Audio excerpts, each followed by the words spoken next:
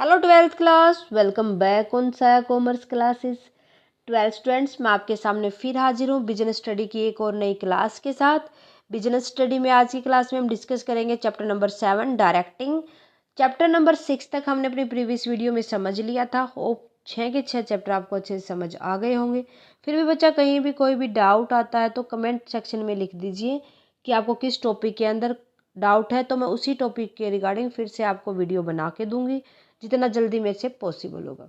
Okay, सो आज की class में बढ़ते हैं आगे विद डायरेक्टिंग। डायरेक्टिंग के मीनिंग को समझेंगे, इसकी कैरेक्टरिस्टिक्स क्या क्या होती है, इसकी इंपॉर्टेंस क्या क्या होती है, क्या फ़ायदे होते हैं, ये सब हम आज की क्लास में समझने वाले हैं।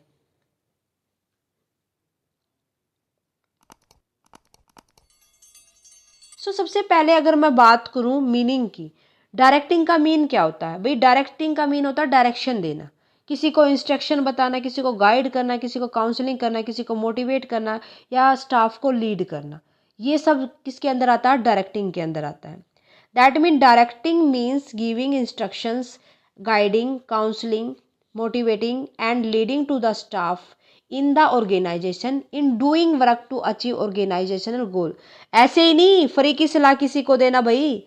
मेन ऑब्जेक्टिव क्या है यहाँ पर कि हमें ऑर्गेनाइजेशन के गोल को पूरा करना है। और ये जो डायरेक्शन दी जाती है, डायरेक्टिंग की जाती है, ये उसी ऑर्गेनाइजेशन में काम करने वाले लोगों के साथ की जाती है। Directing is a key managerial function to be performed by the manager along with planning, organizing, staffing and controlling। भाई डायरेक्टिंग क्या होता है? एक मैनेजरल फंक्शन होता है जिस तरीके से प्लानिंग होता है, ऑर्गेनाइजिंग होता है, स्टाफिंग होता है और कंट्रोलिंग होता है, जो कि नेक्स्ट चैप्टर हम पढ़ेंगे। प्लानिंग, ऑर्गेनाइजिंग, स्टाफिंग हम कर चुके हैं। Okay, from top executive to supervisor perform the function of directing. भाई टॉप मैनेजर से लेके जो हमारे एम्प्लॉयज़ होते हैं उन तक हम डायरेक्टिंग को फॉलो अप करते हैं, परफॉर्म करते हैं, वो फंक्शनेट होती है। It take place accordingly wherever supervisor और सुबॉर्डिनेट रिलेशन एग्जिस्ट। भाई जो डायरेक्टिंग कहाँ होगी? जहाँ पर एक सुपीरियर होगा और उसके सुबॉर्डिनेट होंगे। Directing is a continuous process initiated at top level and followed the bottom through the organizational hierarchy। भाई जो डायरेक्टिंग होती है वो ये नहीं कि एक बार डायरेक्शन दे दी, चल भाई तू पूरा जिंदगी उसी को फॉलो अप करेगा। उसको कंटिन्यू डायरेक्टिंग देनी जरूरी है, डायरेक्टिंग करनी, उसको इंस्ट्रक्शन बताने जरूरी है, उसको मोटिवेट करना जरूरी है, उसको लीड करना जरूरी है।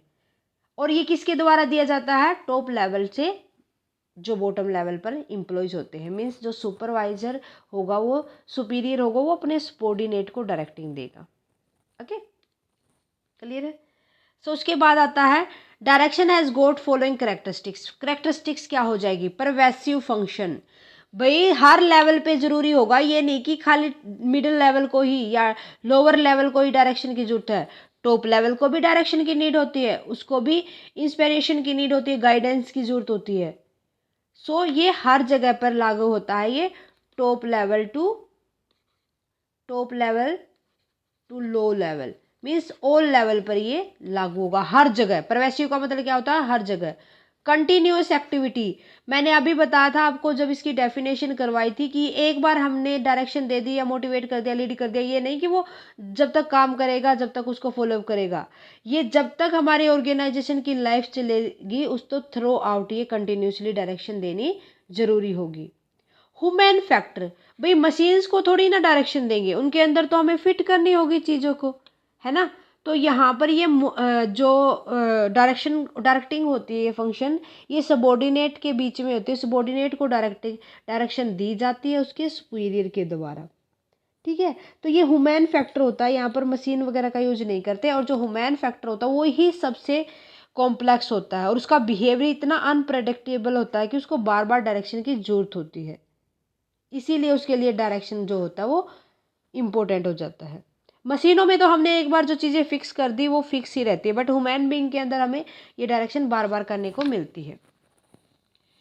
कैरेटिव एक्टिविटी, कैरेटिव एक्टिविटी का मतलब क्या होता है कि जो हमने प्लान बनाया था डायरेक्टिंग के द्वारा, वो प्लान परफॉर्मेंस के रूप में कन्वर्ट हो जाता है। सो ये कैरेटिव होता है कि हमने एक बार क्या किया डायरेक्शन के अंदर कि हमने एक प्लान को बना लिया, उसको फिर किसके अंदर कन्वर्ट कर दिया, परफॉर्म कर दिया, सक्सेसफुली परफॉर्म कर दिया। सो जो क्रिएटिव एक्टिविटी होती है, इस फंक्शन के बगैर जितने भी पीपल होते हैं, अगर उनको डायरेक्शन नहीं मिलेगी तो वो इनएक्टिव रहेंगे और उनका जो फिजिकली जो काम करेंगे वो मीनिंगलेस होगा। ठीक है। देन उसके बाद आती है next characteristics, executive function. Means क्या होगा यहाँ पर, जो डायरेक्शन होती है, डायरेक्टिंग होता है, डायरेक्शन फंक्शन होता है, वो मैनेजर और जितने भी एग्जीक्यूटिव होते हैं उनके द्वारा उस लेवल से शुरू होके जितने भी वर्किंग एंड जितने भी सबॉर्डिनेट होते हैं उन तक पहुंचती है उनकी। ठीक है। यहाँ पर जो इंस्ट्रक्शन जो डायरेक्टर देंगे, जितने भी सुपीरियर होंगे वही दे पाएंगे। डेलीगेटेड फंक्शन, डेलीगेटेड फंक्शन का मतलब क्या होता है, ये किसके साथ डीलिंग करके चलता है, ह्यूमन बीइंग के साथ करके चलेगा। हमें पता है कि ह्यूमन बीइंग नेचर के अंदर अनप्रेडिक्टेबल होता है, कंडीशन के अकॉर्डिंग उसका बिहेव चेंज होता रहता है। तो यहाँ पर जो हमें डायरेक्टिंग करनी होती है वो हमें अकॉर्डिंग टू ह्यूमन बिहेवियर करनी होती है, ताकि हम ह्यूमन बिहेवियर के को टैकल कर सके। इसीलिए ये डेलीगेटेड फंक्शन होता है, थोपा जाता है कि आपको डायरेक्शन तो देनी ही पड़ेगी हमें। क्लियर है। उसके बाद है इम्पोर्टेंस। क्या क्या इम्पोर्टेंस होती है भाई, वो देखो। इनिशिएटिव एक्शन, इनिशिएटिव एक्शन का मतलब क्या होता है, यहाँ पर जितने भी ऑर्गेनाइजेशन के ऑब्जेक्टिव है उनको पूरा करने में ये डायरेक्टिंग हेल्प करता है, ताकि हम जो हमारे ऑब्जेक्ट है हमारे ऑर्गेनाइजेशन का, हम उसको पूरा कर सके। तभी एक वर्कर, न्यू एम्प्लॉय जो कोई भी हमने लगाया काम के ऊपर, तभी वो काम कर पाएगा जब उस काम के प्रति उसको इंस्ट्रक्शन दिया जाएगा और डायरेक्शन बताई जाएगी उसके सुपीरियर के द्वारा। वो उसी डायरेक्शन के अकॉर्डिंग क्या करेगा, एक्चुअली वर्क करेगा, और जो उसने प्लान बनाए थे उसके मैनेजर वगैरह ने, उसके सुपीरियर ने, उनको वो परफॉर्म कर पाएगा। ये एक इम्पोर्टेंस होती है डायरेक्टिंग की। सेकंड होती है इंटीग्रेटेड एम्प्लॉय एफर्ट। भाई यहाँ पर क्या किया गया कि जितनी भी ऑर्गेनाइजेशन की एक्टिविटी थी वो सुपीरियर ने डायरेक्शन दी सबॉर्डिनेट को, तो सुपीरियर तो उस ऑब्जेक्ट को ध्यान में रखते हुए ही क्या करेगा, डायरेक्टिंग देगा। अगर सबॉर्डिनेट अपने सुपीरियर से गाइड लेता, काउंसलिंग करता, वो भी तो उसके अकॉर्डिंग काम करता है ना। जो आपको डायरेक्शन देगा, जो आपको समझाएगा काम, आप उसी के अकॉर्डिंग करोगे। तो ये यहाँ पर कहा गया है कि जो एम्प्लॉयज़ के एफर्ट है उनको इंटीग्रेट कर देता है, कि अभी तो एम्प्लॉयज़ क्या करेगा कि अच्छे से उस काम को समझ के फिर बेटर तरीके से परफॉर्म कर पाएगा। नेक्स्ट होगा मीन्स ऑफ मोटिवेशन। भाई जो सबॉर्डिनेट होंगे वो अपने सुपीरियर से मोटिवेट होंगे, अपने इफेक्ट्स जो इफेक्टिवली और कोई भी एफिशिएंसी के साथ अपने काम को करेंगे, अपना फुल मैक्सिमम जितना उनका कंट्रीब्यूशन होगा वो देंगे, ताकि ऑर्गेनाइजेशन के गोल को अचीव किया जा सके। यही होता है means of motivation. Means direction के अंदर मोटिवेशन भी तो आता है, सुपीरियर अपने सबॉर्डिनेट को मोटिवेट भी करके चलता है। ओके। उसके बाद नेक्स्ट इंपॉर्टेंस आ जाती है यहाँ पर फोर्थ नंबर पे, फैसिलिटेट चेंज। अगर एम्प्लॉय को किसी भी ये लगे कि किसी भी काम को करने से डर लगता है तो उसको सुपीरियर क्या कहेगा, भाई चलो आप अगर ये प्रोजेक्ट हमें पूरा करवा के देते हो टाइम से तो हम आपका प्रमोशन कर देंगे और आपको बेटर जॉब देंगे, सैलरी बढ़ा देंगे। तो यहाँ से जो उन्होंने उनको जो कहा है कि फैसिलिटी के अंदर चेंजेस किए हैं, उस वजह से वो एम्प्लॉय बेटर तरीके से काम करने की सोचेगा। जो भी एनवायरनमेंट के अंदर चेंजेस है उनको इजीली अडॉप्ट कर लेगा, अगर उसको प्रॉपर गाइडलाइन दी है तो, प्रॉपर तरीके से जो चेंजेस हैं वो समझाए हैं तो। मीन्स जितनी भी फैसिलिटेड चेंजेस आता है तो जो एम्प्लॉय होता है वो, अगर उसको बेटर डायरेक्शन दी जाएगी, क्या होगा, बेटर डायरेक्शन अगर उसको दी जाएगी तो बेटर तरीके से काम को समझेगा, उस चेंज से डर नहीं लगेगा उसको। ठीक है। उसके बाद है stability and balance in organisation. भाई मैनेजर ने क्या किया, मैनेजर ने अपने काम अच्छे से कर लिए, ठीक है, और उसने फिर डायरेक्शन दी किसको, अपने सबॉर्डिनेट्स को। अपने सबॉर्डिनेट्स को जो डायरेक्शन दी है उसके अंदर उसने बताया है कि स्ट्रिक्टली आपको ये काम करना है।